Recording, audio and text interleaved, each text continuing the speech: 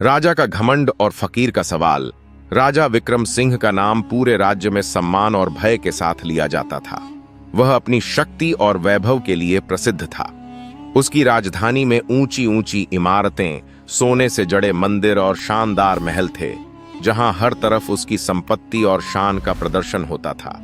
उसके दरबार में देश विदेश से आए विद्वान, योद्धा और कलाकार उसकी प्रशंसा में गीत गाते थे। लेकिन यह सब देखकर राजा का घमंड दिनों दिन बढ़ता जा रहा था।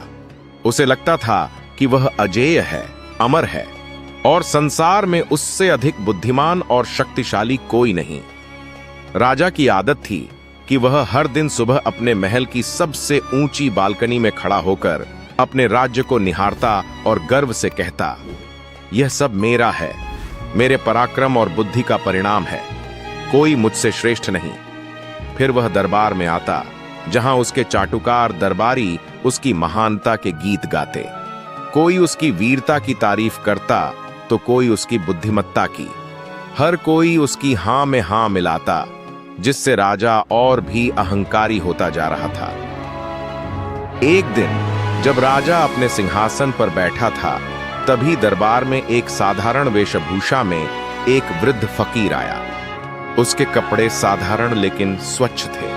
उसकी आंखों में अनोखी चमक थी और उसके चेहरे पर एक गहरी शांति थी। वह न राजा के सामने झुका, न कोई भय दिखाया।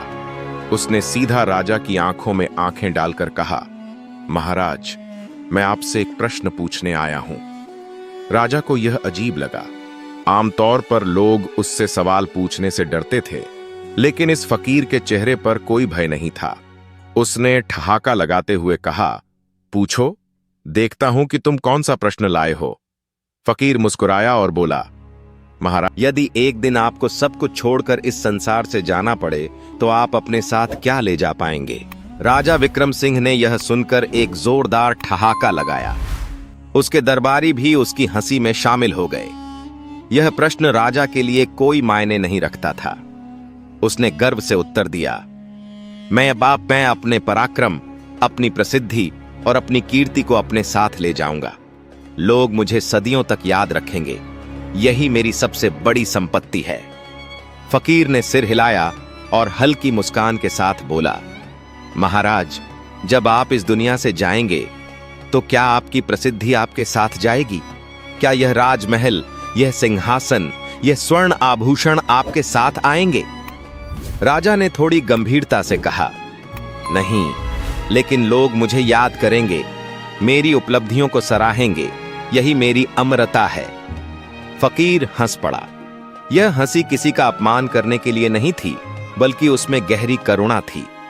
उसने कहा, महाराज, यह दुनिया कई महान राजाओं से भरी पड़ी थी जो अपने घमंड में चूर थे। वे भी यही सोचते थे कि लोग उन्हें अमर बना देंगे, लेकिन क्या आज कोई उन्हें याद करता है? वे भी सोचते थे कि उनके महल कभी नष्ट नहीं होंगे, लेकिन आज उनके नाम तक मिट चुके हैं। राजा विक्रम सिंह इस उत्तर से विचलित हो गया। उसके दरबार में एक अजीब सा सन्नाटा छा गया। किसी ने भी राजा को इस तरह स्तब्ध होते नहीं देखा था। फकीर ने अपनी बात आगे बढ़ाई, राजन, यदि कोई चीज आपके साथ जा सकती है तो वह केवल आपके कर्म हैं। यदि आपने प्रजा के लिए सच्चे दिल से कुछ किया है तो वही आपके साथ जाएगा।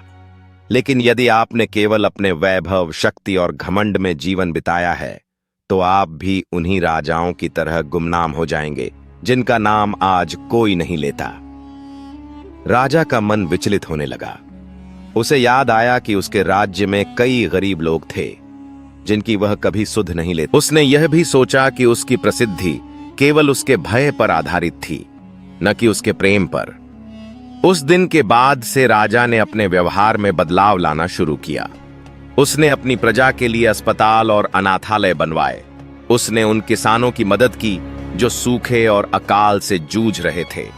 धीरे धीरे उसका नाम लोगों के दिलों में प्रेम और श्रद्धा से बसने लगा, न कि भय से। राजा विक्रम सिंह ने उस फकीर को बहुत खोजा, लेकिन वह फिर कभी राजमहल में नहीं आया। कुछ लोगों का कहना था कि वह कोई साधारण फकीर नहीं था, बल्कि खुद विधाता का संदेशवाहक था, जो राजा को सत्य का मार्ग दिखाने आया था। लेकिन जो भी हो, उस एक प्रश्न ने राजा का पूरा जीवन बदल दिया।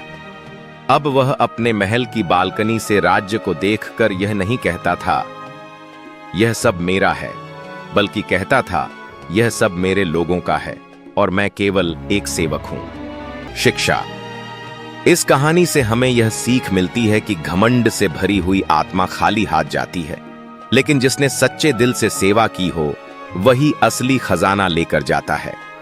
हमें अपने कर्मों से अमर बनने की कोशिश करनी चाहिए, न कि अपने घमंड और संपत्ति से है।